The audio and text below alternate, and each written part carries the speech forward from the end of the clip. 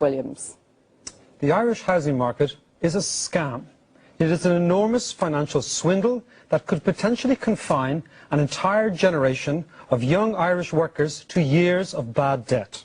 Far from being a reflection of economic vitality and fundamental demand, the housing bubble is, in the main, a vacuous financial confidence trick that has been foisted upon us by an alliance of banks and landowners. Today in Ireland, the price of the average house is close to 10 times the average wage. This represents an economic failure on a monumental scale. Behind this nonsense is excessive and irresponsible lending from our financial institutions. The situation would be laughable if it weren't so serious. For example, where else in the world is mortgage lending rising 8 times faster than people's incomes? More dangerously, the housing bubble has led to an unprecedented transfer of wealth from the young to the old, because it is the old who own the land. In contrast, in most societies, the old pass wealth onto the young. Here, the opposite has occurred.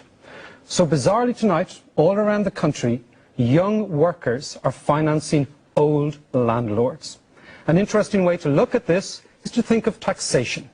A 10% rise in house prices is a 10% tax increase for the young and a 10% tax cut for the old.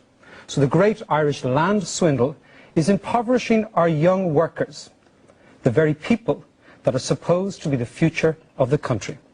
So where's it all going to end? Like most things, there are pessimistic and optimistic ways of looking at the problem. Although the pessimistic, it'll all crash inevitably school has been wrong to date, the fact that new house prices are set to rise by 20% this year at a time when rents are falling means that the optimistic prices will settle down and plateau off school has been wrong as well. Looking forward, with no economic tools at our disposal to rein in lending, the risk of falling house prices is rising by the year.